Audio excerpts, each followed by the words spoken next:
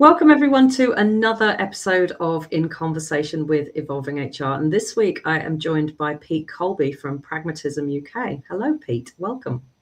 Hello, Kirsty. How are you? I'm good, thank you. Pete, I would say most people who know you know that you're kind of the king of mediation, really, aren't you? And we've had a number of conversations in the past around communication and how it is the root of so many issues in the workplace. And yet, despite it being such a big factor in employee disputes, disagreements, conflicts, nobody still seems to get it right. And that's what we're going to be talking about today, isn't it? You use the expression the lost art of conversation, which I love.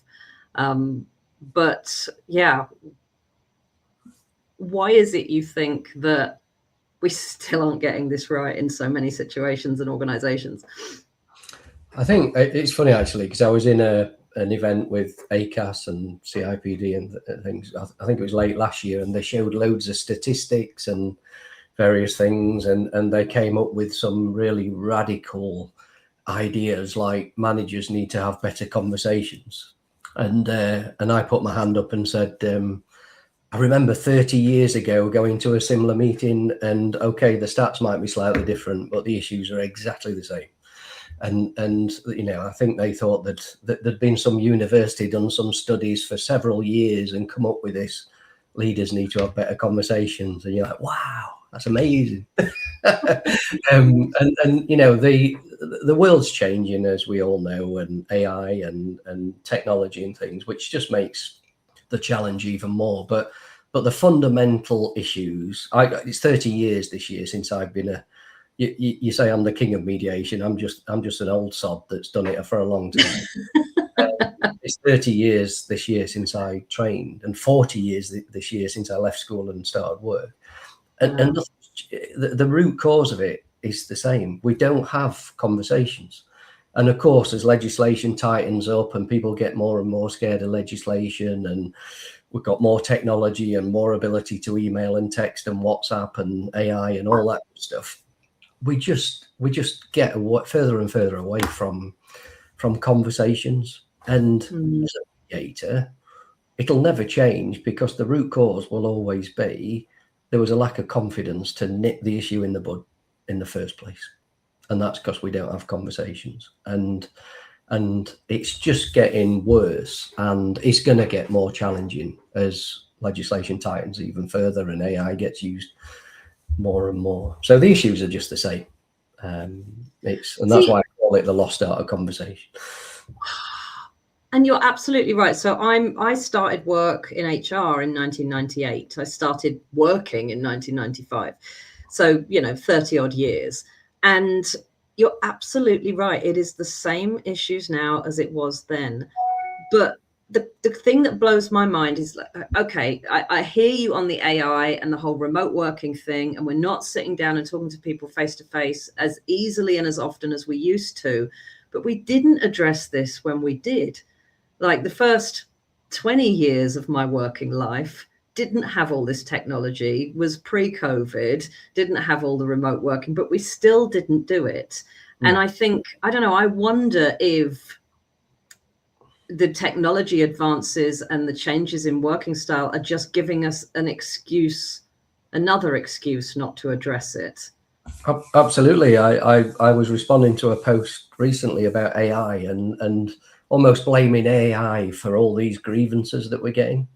And I was saying, it's not AI's fault that employee feels pretty much pissed off. It's giving them the confidence to actually raise why they've got issues. It's not making them aggrieved. It just means that when they plug it in and ask for a 55-page document, you're going to get a 55-page document. But AI is not creating the issues. Yeah. And like you say, 30 years ago, 40 years ago, whatever, when people, it didn't exist, it was still the same issue. I think it goes back to the whole, I don't know how long grievance policies have been in. They've been in a long time. And it's not grievance policy's fault, but it's I think the HR function, and it's not anybody who works in HR's fault, but I don't think we've ever. I remember when I studied CIPD, it wasn't CIPD, it was something like IPM or something like that. It was in the old world. And I remember them saying, why aren't we teaching people how to have why are we teaching people to, if there's a problem, go down a grievance route, or if an employee is not performing, going down a disciplinary route? And why are we teaching people to go through formal processes when we should be teaching people how to have the right conversations? And it's like, well, that's not in the syllabus. It's, you know, and that whole it's decades of, there's an issue, let's go to a formal policy. And it's funny, isn't it, as well, because like even with the formal policies that you've got, they nearly always contain an informal option as a first step, but it's almost like a footnote, isn't it? Even though it's the first part, like, you should try to resolve this informally before you go down this process. Now there's 9 pages on the process, but it's just like one line dedicated to, you should try and resolve this informally. And the joke that I always make in my own HR career, I think every time someone came to say, oh, this has happened, you won't believe what he's done, I would always say, have you tried talking to them about it? Which I strongly believe is the HR equivalent of, have you tried turning it off and on again? Which is the IT version. Have you tried talking to them about it? No. Do you think it's conflict avoidance? Do you think people think that something really bad might happen, or they'll get a punch in the face or something if they even dare to address an issue? Because there's something that holds people back from doing it. There's a fear there, like, oh, I don't want to go down that route because something bad might happen. So if you think about things from a line management perspective, so as a line manager, you've got all these things to deal with. The hardest bit is people. And as a line manager, you get told often by HR that, you know, if you get this wrong, it's you're going to be in court, it's your accountability, etc. We've recruited that manager into that job because they're technically good, not because of their leadership skills. We've hoped usually that when they signed a contract saying manager, the magic fairy comes and sprinkles leadership dust over them. We don't develop them in that area. That line manager then looks to HR for guidance in how to have those conversations. That HR person similarly not being developed in how to do these things. So when it comes to that, it says here in the policy, we should try and resolve it informally. The manager doesn't know how to do it. And invariably, when they look to HR in what to do, they're like, well, I don't know. Have you had a conversation? So nobody knows how to have those conversations. And it's not their fault. It's because nobody's been taught how to have them. It's not easy. It's not just as easy as, let's have a chat. It takes some skills and it takes confidence to have those conversations. So therefore, I see loads and loads of cases where, yes, they've tried, they've almost said, well, it says here, we should try and resolve it informally. Do you want to do that? Employee says, no, I want a formal grievance. Okay, well, we're now in formal grievance territory. And a lot of the things I bang on about is we should see the difference between informal to formal as a huge barrier that none of us want to go over. I always class formal grievances especially, but most disciplinaries as well, as failure. And it's the failure to resolve things informally. But it's not failure because it's somebody's fault. It's because we don't develop these skills. So we go in this mad cycle of formal processes. And as soon as I put a grievance in against you and you read my 27-page document as to everything you've done bad to me, and then I read your 55-page response about everything you hate about me, we're just going to get driven further and further apart. And it's that inability to, I call it the revolution to resolution, because we've just got to make a change and give people that confidence. And when we sit down with managers and train them, not as mediators, but how to have difficult conversations. And I can't say difficult without doing that, because they're only difficult because people don't have the confidence. When we ask them, why do you avoid this? Well, I keep getting told, you know, if I get this wrong, I'll be in a tribunal, and I'm a bloke, she's a woman, she's mentioned this menopause thing. Oh my God, that scares the hell out of me. They've got a different colour skin to me. They've got a mental health problem. They've got they're neurodiverse. Oh God, what if I get that wrong? It's going to be awful. So it's just all, it is that fear. And so everyone's fearful of it and nobody knows how to do it. So the safe bit is, let's go down formal investigations, because we know how to do that, because we know how to take statements, we know how to conclude a grievance that says there's insufficient evidence to prove it. We just don't know how to stop that.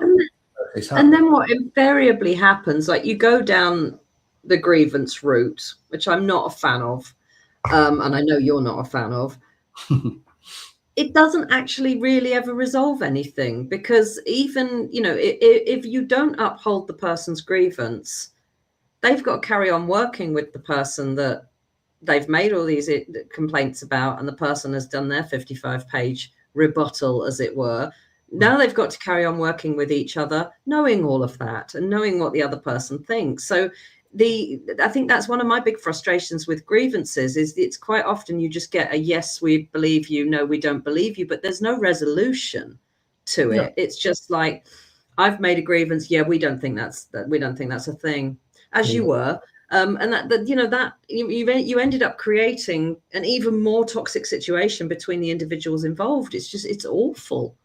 And that's where most mediations come through, because it's like, well, we've concluded that there's lack of evidence, and you know, and then they'll probably stick somebody on a training course for better communications or something. But then that whole thing about these have got to work together, that's when they often come to mediation. And that's fine, it's great for my business, because we'll mediate and we'll charge people for it. But actually it's quite sad, because the most common thing we hear is, I wish we'd have had this conversation years ago. And you know, it's not that grievances don't resolve things, it's even worse than that. They make it worse. Yeah. And you know, the analogy I always give is because it's all about trust and relationships. And the analogy I always give is me and my wife, Liz. You know, I trust her implicitly, I love her to bits, but she'll say to me, 2 weeks ago, Pete, you said this, and she's completely off her rocker. Because there's no way on God's earth I would ever say that. Never, never, ever. But the problem is, she heard me say it, and she knows that I said it. And if we go down a similar process, let's take witness statements, let's do this. First of all, as time goes on, I'll believe my version more and more, and she'll believe her version more and more. But then it'll conclude there's a lack of evidence to say whether he said it or not. But you two need to have a good relationship. Let's get a mediator in. By that time, our relationship's gone from there to there, and been driven further and further apart. Now, Liz is my second wife. I don't really want to have to try and find a third. But actually, the right conversation is, well, if that, let's try not to, you know, okay, you believe that, I believe that. But actually, if that conversation was that important, how do we do it differently next time? And it might be that, you know, she thought I said I was going to pay the mortgage and I thought she was going to, or something. The right conversation is, well, next time, let's not have that conversation whilst we're trying to get Millie, our daughter, ready for school or something. Let's do it in when it's just us two, and let's make sure that there's no, you know, misunderstanding about who's going to pay the mortgage, as an example. That's a future conversation. And that's a conversation about how are we going to make sure we don't go through that shit again. And that's what mediation is, and that's what, you know, but you don't need mediation. It sounds weird, I run a mediation business, but we don't need mediation, because a mediation needs a dispute. And if we can get managers and HR to be trained in having those conversations, it's just like, nip it in the bud really early. And that man can have that conversation with a woman about menopause, or somebody about mental health, or whatever it is, because then you've got the confidence to have the right conversations. I think that's something that people misunderstand quite a lot as well, that protected characteristic doesn't mean that it can't ever come up in conversation, because if you say a single word about it, you'll be breaking the law. It's just, don't treat somebody, you know, don't put someone at a detriment because of it. But I think people do just absolutely panic. I mean, I remember being told, if any employee ever uses the word stress, that's a huge red flag, and you need to make someone aware of it, because you know, they might be about to sue. Yeah. I was told that like very early on in my HR career, and it's like, okay, now I look back at it and think, oh God. Yeah. I you know, and I've seen it in, you know, huge blue chip organizations that say, if somebody mentions the word disability, it's got to be, everything's got to be written down. It's got to be, because it's almost this, and I think that's where a lot of the, and it's not their fault, but it's a lot of the HR function have a bit of a bad reputation sometimes, because it's almost this, well, you know, as soon as they've said disability, I mean, we've all got protected characteristics. I've got protected characteristics. Just because I'm a middle-aged white man doesn't mean I've not got protected characteristics.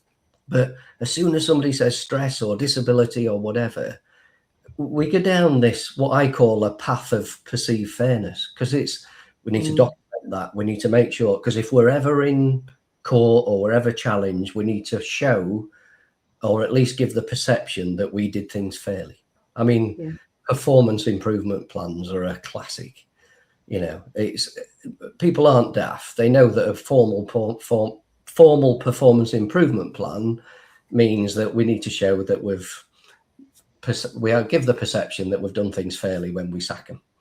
And it would be nice if we could call it what it really is in a lot of cases, which is a cover your ass plan. Yeah, exactly. Yeah. And actually, if that's the plan, you know, I've had conversations with people before where I know it's not going to work out. So let's have that conversation. And but there's a fear to do that, because you know, if I asked, especially when I was in large blue chip, if I'd have asked the lawyers, I want to have this conversation, I know what the answer would have been. So I'm very much asked for forgiveness rather than permission. And they got to know me about, well, oh, go on, what have you done now, Pete? But I've never had a case where actually we've lost a tribunal if we have gone there, because the answer in the tribunal is, why did I do that? Because you know what, I thought it was the right thing to do. I was just trying to be fair by the employee and us as a business. But there's this fear, there's this intense fear of, and I get it, but actually 99% of issues can be resolved through a conversation. Yeah. And so I know you do mediation yourself, but you also train others in mediation skills. I'd love to know, like, some of the feedback that you get from, I'm assuming it's HR professionals and managers that come on those courses. Yeah. What sort of feedback do you get from people on the difference that it's made in their organization? Well, it's cultural change, and it's once people got those insights to, God, this is a much better way. That's why I call it the revolution to resolution. Once they've got those insights, you tend to get people saying, do you know what, I know I've got a right to raise a formal grievance, but my mate over there he just had a conversation with somebody and they sorted it out, so I want that. That's the shift. But the feedback we tend to get is, we've just now got the confidence we're having conversations now that we used to avoid. And I would say most internal mediators, because we train external and internal mediators, I would say most internal mediators that we train tend to be HR. But I often ask the question of clients, why is it you're putting your HR people on mediation training? And usually the answer is, well, because HR deal with things like that. And I'm like, well, should they be? Because actually, one of the frustrations for HR is that managers throw these issues over the fence to HR. And you've got managers who are trained mediators and they're nipping issues in the bud, brilliant. And HR don't even need to know about it. So usually when you're training mediators internally, it's best to have a mix of HR and line managers. So those line managers that get the intense pleasure of chairing grievances because they're good with people, they'll be brilliant mediators, because if they are good with people, they'll sort things out without the shackles of a grievance process. But then internal mediators, for me, they should become coaches in a way, because what we should have is managers trained in some of the skills that we use as mediators, but not trained as mediators. Because if you can get managers that have got the confidence to have conversations where they have a really tricky one, and you've got an internal mediator trained, that manager talking to that mediator about that tricky case and getting some advice, and then going back and having another go at that conversation, most of the time will resolve it. And if they can't, that mediator will resolve it. And you don't need external mediators like us. You definitely don't need grievances. You won't be in tribunal, all that good stuff. So it's really about giving managers that confidence to have it, but then having that overlay of at least one trained mediator in your organisation. The number of times I say to people, I don't suppose you've got somebody who's professionally trained as a mediator in your organisation, because if you can talk to them, you don't need to bring us in. Yeah, crazy. I'm giving business. It's funny. I was talking to someone the other day. I won't name them. Who is going to be doing your mediation skills training soon, and is self-funding because their organisation felt there would be a conflict of interest to have someone in HR and use them as an internal mediator. And so they're self-funding the course, they're doing it themselves. And I thought, but it's about the skills. It's not, there's no conflict of interest if you're just going to be the person that then helps managers have those conversations with confidence. That's very different than being a mediator in a dispute. Yeah. But it felt quite short-sighted to me of that organization that now this person's had to pay for it themselves because they just couldn't see that wasn't a conflict. Is that something you come across often? Yeah, we do, and it's back to the original thing we said about things haven't changed over. When I trained as a mediator 30 years ago, people often didn't know what mediation. What I didn't when I got asked to go on a court, I watched mediation. But it's not that much different now, and it's that lack of education of for that organisation and what mediation is. And it sounds weird, but I always say to people who come and train as a mediator, hopefully you won't need to do mediation, because back to the whole thing about a mediation needs dispute, 99% of the time you'll use mediation skills isn't in the mediation. It's conversations you're having all day, every day. And it's not just work, it's home as well. I've just had a conversation with my neighbour this week who runs a business, who was having problems with his business partner. And we just had a conversation over coffee. And he called me after that conversation. He's like, wow, that was such a much better conversation. I didn't even mention mediation to him, but it was thinking as a mediator. It's just thinking in a different way, because people get into their entrenched positions and they want to argue their points. But actually what resolves a dispute is what matters in here. And a different way. Something I wish I'd had in my toolkit when I worked in HR, I have to say. It's similar in a way to coaching skills. Like, I've done a coaching qualification, but not every time that I use coaching skills in my conversations is within a formal coaching session. I use it with family, with friends, that sort of thing. So things like, I think that like coaching skills, mediation skills, those sorts of things, so helpful to managers. And because it just totally flips on its head how you discuss things at work and how you resolve things and kind of work through situations. And both of those things together will enable you to do it without conflict. You've just got to know the right way, the right things to say, the right questions to ask, that sort of thing. Yeah, I think if you drew a Venn diagram of coaching, counselling and mediation, there's that central core skill set that is about the questions that you ask, that is about not doing what we'd want to do in HR, like flying in with the solutions and everything, and helping people to get their solutions, because when they come up with the ideas and they have the solutions, it's more likely to be a sustained thing. So as a trained coach, you would find mediation training easier than somebody who's not a trained coach and has worked in HR all their life. So we spend a lot of our time at first saying to people, take your HR hat off and just be yourself. And it's crazy. It sounds so simple, but it's really hard to do. So, I'll often say to people that, I'm seeing having a go at mediation and things. I'll say, look, just the Kirsty that I was talking to by the coffee machine, bring her out. Not the investigator, Kirsty, the person by the coffee machine, because that's the person that's going to really people are going to warm to you, and they're going to start to trust you, and then you're going to help them to get to those resolutions. The main difference between coaching and mediation is that in coaching, you've usually got that long-term, let's have another session next week or next month or whatever. In mediation, they hate each other in the morning. You're in there, you're working with them hopefully they'll sort things out, they come to an agreement, and then usually the most common thing that they'll say to us at the end is, thank you so much, I hope I never see you again. And you're in and out and you've sorted it. Love it.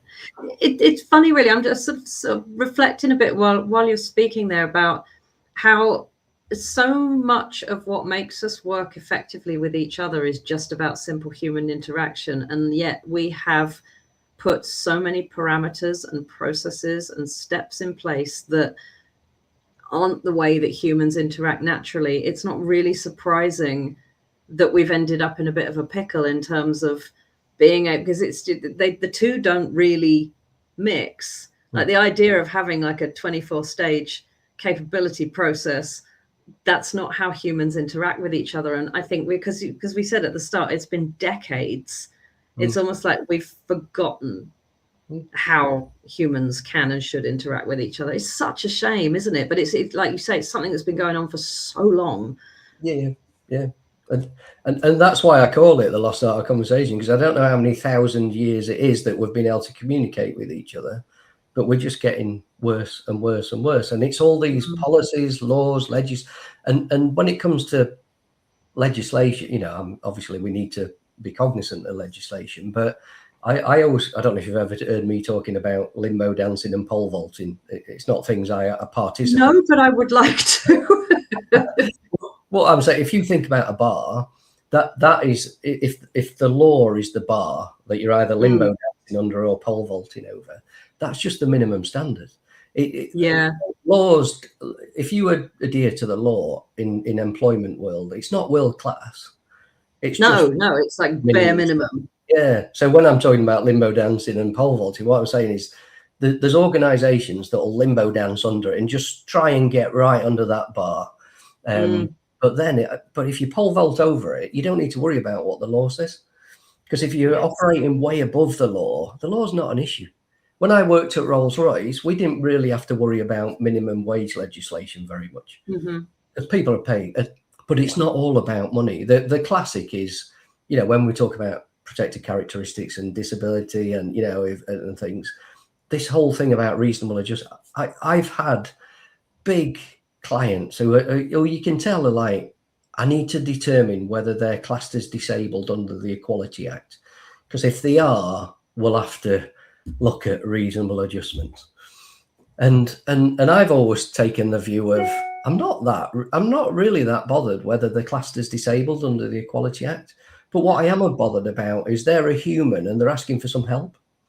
And do you know what? If it's going to cost £1 million, the answer is probably going to be no. If it's going to cost 10 quid, it should be yes. It's going to be somewhere in the middle. But what's important is that conversation about what help do you need? What does that mean for the organisation? And do you know what? If we spend the time talking enough, we'll find a solution. It doesn't matter whether you're classed as disabled or not because that's just the law. That's something you can take us to court for if we don't. But if we pole vault over it and it's not an issue, we'll find a solution if we spend the time trying to find one. And some leaders and organisations just seem to get that, and others will just fight tooth and nail every step of the way. And I've worked for both kinds, I think, over the years. But you're so right. It's like you know, we used to give, in a lot of the organisations that I worked in the city, I never even knew what statutory maternity pay was. I never had to know. I never had to know what statutory redundancy pay was. And it's like you say, it's not all about money, but some of those organisations were like, well, we're going to give everybody X. And it was so far above the legal minimum that I got out of the habit of even knowing what the legal minimum was. And if someone said, what is statute? I'm like, well, I don't know, because we give everybody 6 months full pay. So no clue. But, and then there are others, again, that are, it's like, some of it's a cost issue and some of it is just I don't want to give them anything issue. Absolutely. And it's not cost at all. I mean, another good example is flexible working requests. You know, don't get me started. It's driven by this policy thing that's like, oh, well, you've got to fill that form in and then we're going to make a decision and all this lot. For me, though, if you have to fill a form in, fine, if that's what your process needs, but that form should come after the really good conversation. You're wanting to work differently, right? Let's talk about why that's important to you. Let's talk about what that means for the organization. And again, let's spend the time, because the answer at first might be, it feels like a bit of a no on what you're asking. But let's try and help you understand why that is and what we need as an organization. Let's understand again what you need. Let's just brainstorm. Let's just brainstorm potential things that could happen. And there will be, if you invest the time, there'll be a solution that might not quite fit 100% what that employee wanted, and it might not quite 100% fit what the organization originally wanted. But you can both say, do you know what, that works, and let's at least give it a try. Let's see how it, and then let's talk again.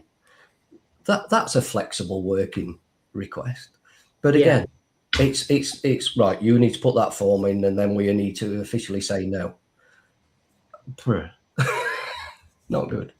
We've overcomplicated everything, haven't we? We've made it. Oh, it's horrible. Yeah, I'm dealing with a situation at the moment with somebody who, you know, it's a grievance based on a flexible working request that they faffed around for so long, like over whether they were going to grant it or not, and then said yes and then wouldn't allow it, and just one of these things that you're reading it and looking at it and thinking, this is totally self-created. Like, you've turned this now into an issue that did not need to be an issue at all. It's just exactly. And that'll just manifest in other things, because whoever's feeling aggrieved or unhappy, they'll feel like they've lost that thing, and somebody will feel they've won. So they'll just look for something else, and then there'll be something else happens in that situation, because that relationship is now tense. Absolutely, 100%. My God. So if people want to get hold of you, if they want to learn more about the training that you offer and what you do, where can they find you? So the website is pragmatismuk.co.uk. I'm on put a link. Yeah, put a link on. I think I'm the only Pete Colby on LinkedIn. I don't know, but it should be obvious which one I am, because it says I'm allergic to grievances. So, yeah, I'm on LinkedIn. Awesome. Pete, thank you so much for joining me. I know that we could probably have gone at least another hour talking about this, but no, really appreciate it. Again, super interesting conversation. And to anybody who is watching or listening to this, I'm sticking the links below so that you can get hold of Pete if you want to. And don't forget to subscribe to our YouTube channel so that you can see all of these other lovely conversations that I'm having with our providers. Pete, once again, thank you so much. And thank you for joining me. Thanks for inviting me, Kirsty. Enjoyed it. Always do.